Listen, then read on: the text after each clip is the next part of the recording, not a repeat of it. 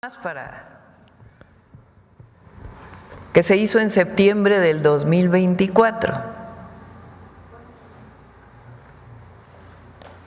Digo, para ver a quién escogieron como vocero la oposición, ¿no? Porque ahora su vocero resulta que es Zedillo. Pues miren nada más el vocero que escogieron. La encuestadora Encol preguntó el 24 de septiembre del 2024, de los siguientes personajes que le voy a mencionar, dígame por favor para usted quién ha sido el mejor presidente. 68% Andrés Manuel López Obrador, 6% Vicente Fox Quesada, 5% Enrique Peña Nieto, 4% Felipe Calderón Hinojosa.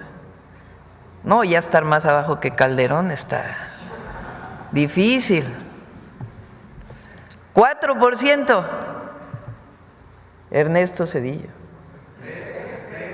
3%, 4% Felipe Calderón Hinojosa. 3%, gracias por la corrección, Ernesto Zedillo Ponce de León. Le ganó ninguno. Salinas no lo pusieron, yo creo. Pero bueno, de todos esos se escogieron al que la gente recuerda como uno de los peores presidentes. Porque vale la pena nada más.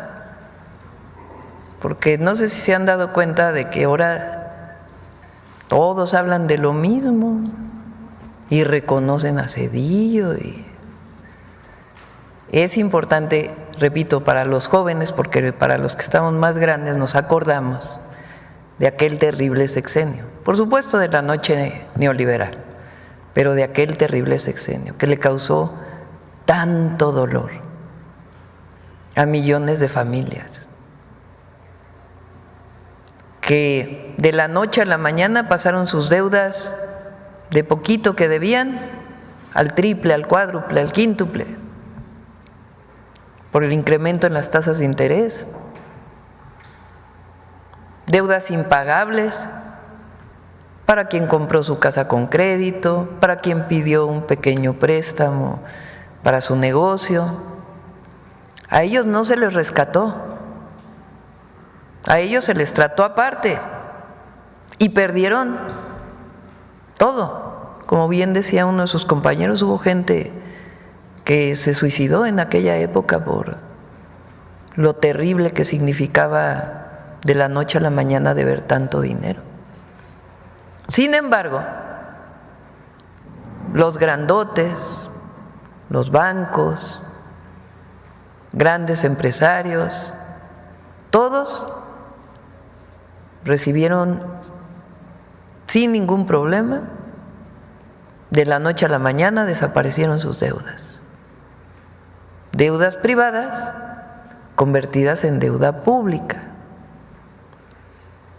Como bien dice Pablo, cuando viene la crisis del 94, cuando entra Zedillo, se ha escrito mucho sobre esto, el propio presidente López Obrador tiene un libro del Fobaproa, donde vienen muchos nombres y cómo se dio esta situación. Muchos han escrito sobre esto. Algunas gentes, la mayoría cercanos a nuestro movimiento y otros nada cercanos, que han escrito sobre esto. Entonces el Fobaproa se empieza a usar para rescatar a los grandes, que antes era un fideicomiso privado y de pronto convierten todo eso privado, deudas privadas, en una deuda de todos los mexicanos,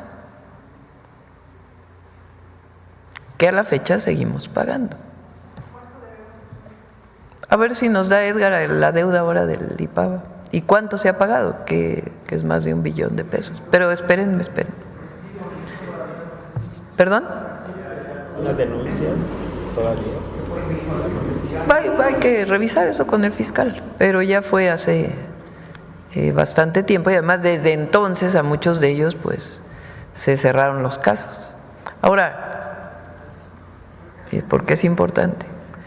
Ustedes digan, bueno, fue una mala decisión, como bien dice Pablo, no era la única propuesta y muchos otros países que tuvieron situaciones como estas optaron por opciones distintas para rescatar la economía. Fue discrecional a quién apoyaban y a quién no. Eso lo dice la propia Auditoría Superior de la Federación en el 98. No solamente fue una mala decisión, sino que además a quienes rescataban era absolutamente discrecional. Vicente Fox, el siguiente presidente de México, se benefició del FOBAPROA a sus empresas, como muchos otros políticos. ¿De quién dependía? Pues de decisiones discrecionales, este sí, este no. Algunos que ni debían también se les pagó. ¿Hubo transparencia? No. Entonces sí vale la pena recordar lo que fue aquella época. Mañana vamos a hablar de las represiones durante el sexenio de Zedillo. Ahora, sobre lo que dice Zedillo, bueno, es que ni vale la pena. ¿Qué es autoritarismo que el pueblo de México elija al Poder Judicial? Bueno, se cae por sí solo el argumento. ¿Cómo que cuando elige el pueblo es autoritario?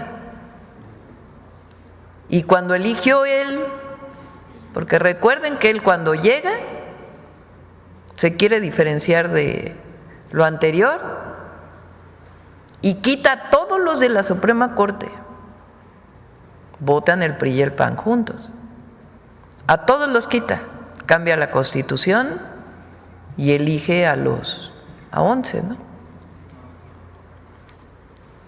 ¿Quiénes estaban ahí? ¿Quién los eligió? Él.